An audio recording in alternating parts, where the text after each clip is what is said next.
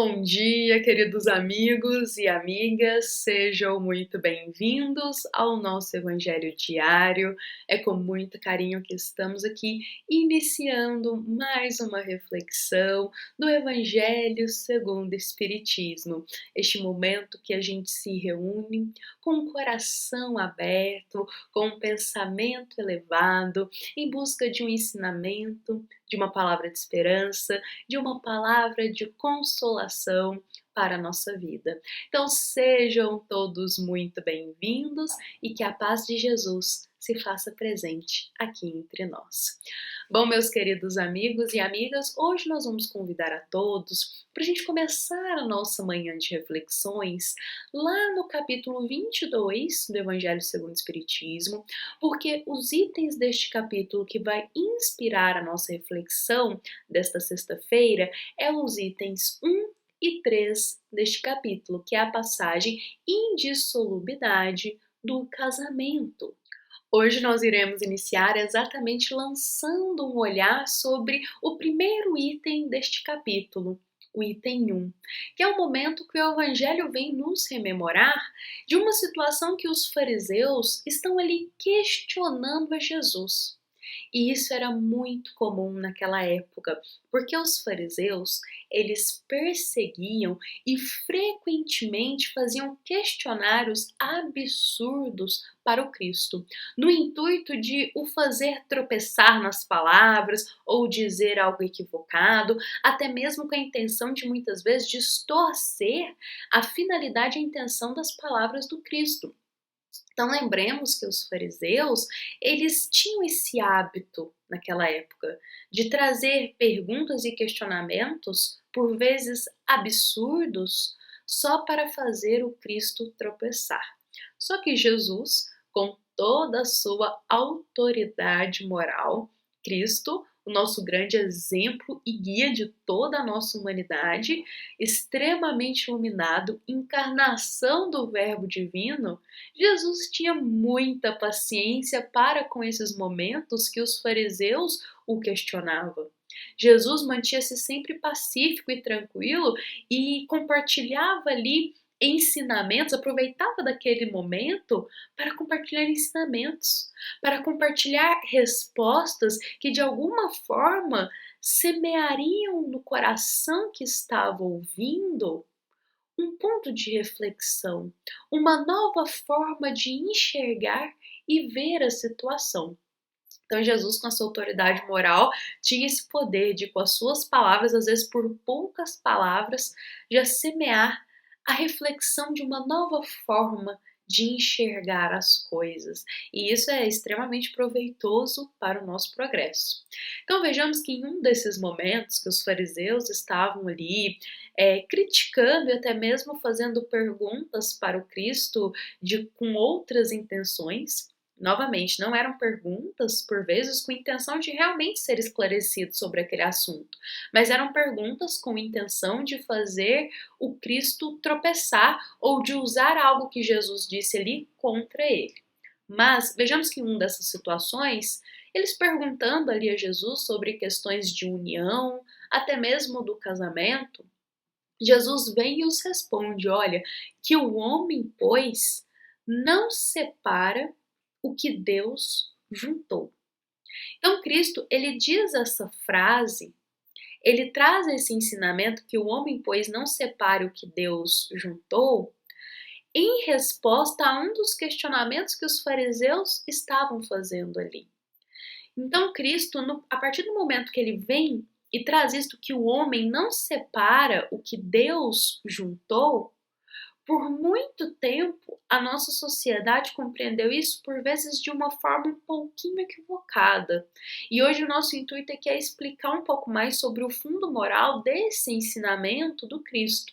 E para a gente conseguir conversar sobre isso, é de suma importância a gente ter o apoio lá do Livro dos Espíritos, sobretudo da questão 696, que é uma questão muito importante que vai nos auxiliar nessa compreensão dessa resposta de Jesus.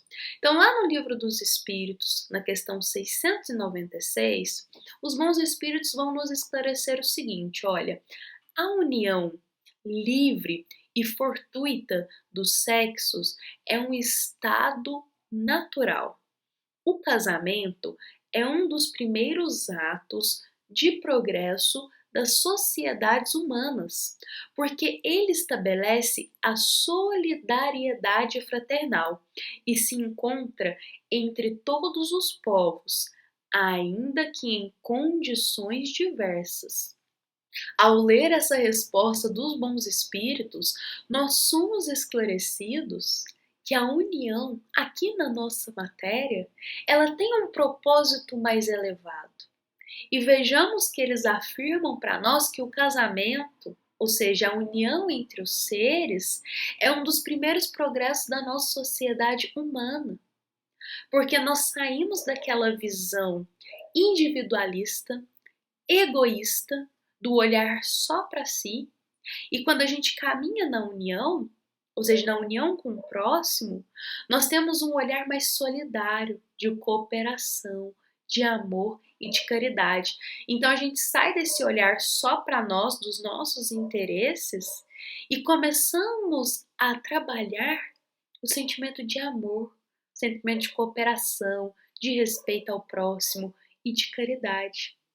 Por isso que as uniões aqui na matéria, quando pautadas nas leis de Deus, elas possuem um propósito elevado, que é de ajuda mútua, que é de ambos se auxiliarem no progresso moral e também no progresso de aquisição dos sentimentos mais nobres, das boas virtudes. E isso é interessante para nós porque aí pode entrar uma questão: será que todas as uniões no nosso mundo, na nossa matéria, elas cumprem esse fim, essa finalidade de progresso, de ajuda mútua? Em outras palavras, quando a gente lê essa resposta dos bons espíritos, pode surgir um questionamento em nossa mente: será que todas as uniões na Terra cumprem o propósito do progresso, da solidariedade fraternal, da ajuda mútua no desenvolvimento moral? E essa pergunta, que pode surgir através desta resposta, é de suma importância para nos esclarecer que estamos em um planeta ainda de provas e expiações. Estamos em um mundo que a categoria dele tem como característica a predominância do mal. No nosso mundo, o mal e as baixas paixões ainda predomina, ainda se ressalta ao invés do bem e ao invés das leis divinas. Então, quando a gente compreende isso, o nosso olhar se amplia para a realidade que nem todas as uniões no nosso mundo são pautadas nas leis divinas. Nem todas as uniões no nosso mundo são pautadas com a finalidade do progredir moral, da ajuda e do amparo mútuo entre aqueles seres. A gente precisa ter esse olhar porque estamos em um mundo em que nós somos almas ainda inferiores, em que o mal ainda predomina em nós. E é importante isso porque gostaria de destacar aqui um trecho do Evangelho segundo o Espiritismo, da nossa passagem de hoje, porque ele vem nos esclarece que, por vezes, a união da nossa matéria, o que se procura não é a satisfação do coração, não é o progresso moral, não é a evolução entre aqueles seres que estão se unindo, mas é a satisfação do orgulho, a satisfação da vaidade, da cupidez. O Evangelho diz, numa palavra, de todos os interesses materiais. Então, pelo nosso mundo ainda ser um mundo de categoria de provas e expiações, e todos nós que estamos aqui estamos no progresso ainda moral, é muito comum a gente ver uniões onde não se procura a satisfação do coração, como o Evangelho nos esclarece, mas que ao invés disso se procura das baixas paixões, se une para satisfazer o orgulho, a vaidade, para satisfazer aos interesses materiais. E aí nós vemos uniões com finalidades distorcidas.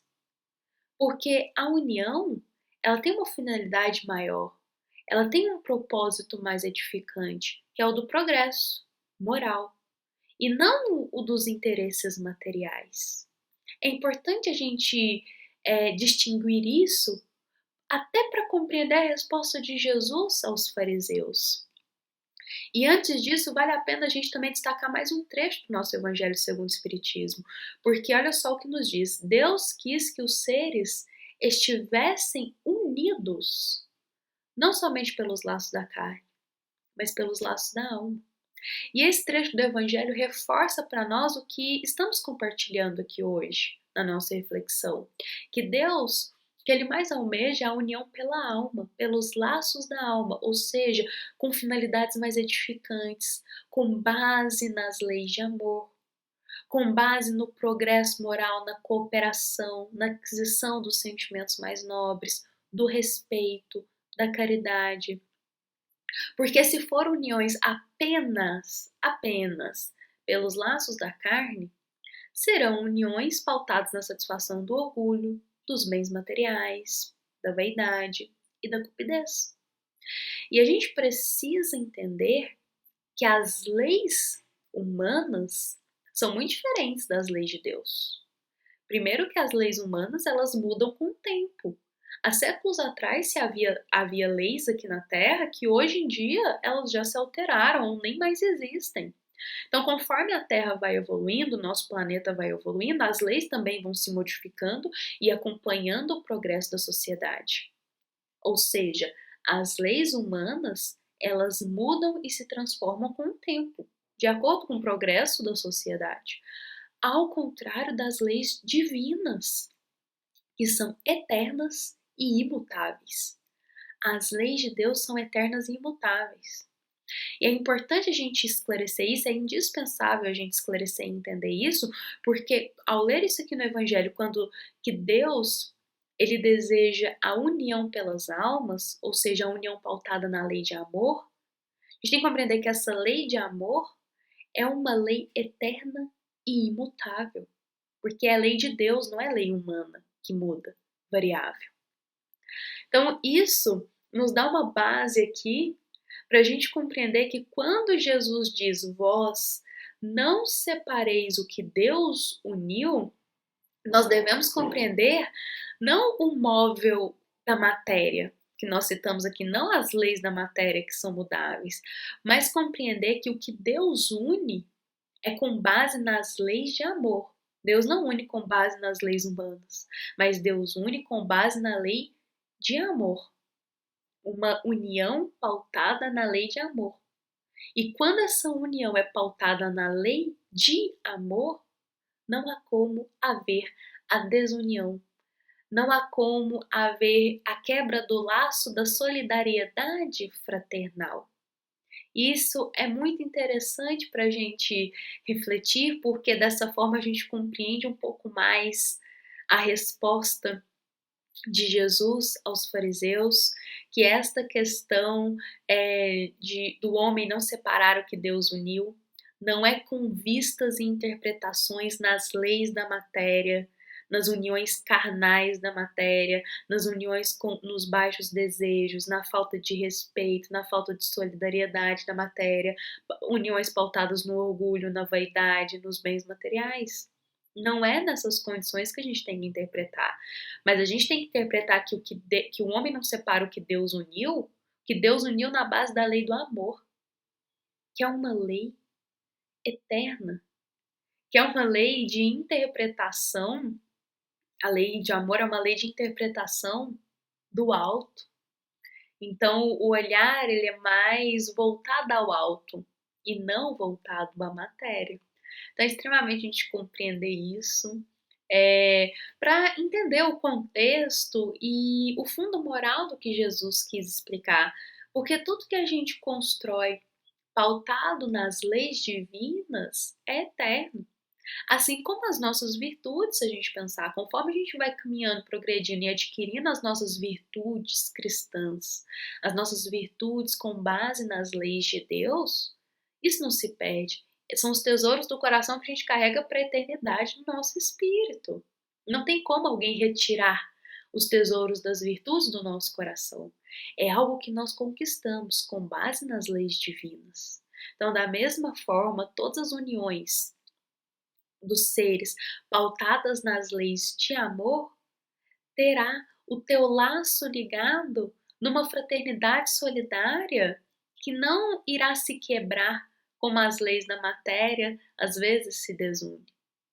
Então essa é a nossa reflexão de hoje. Espero que da melhor forma possível eu possa ter explanado sobre esse tema, explicado um pouco mais, lembrando que o cunho da nossa, o ponto chave da nossa reflexão aqui é a gente compreender que Jesus, ao trazer essa resposta ao fariseu, ele não estava falando das leis da matéria, mas ele estava falando da lei de amor de Deus, esclarecendo que tudo que é construído com base nas leis divinas é fortalecido e não é quebrável, não é desunido.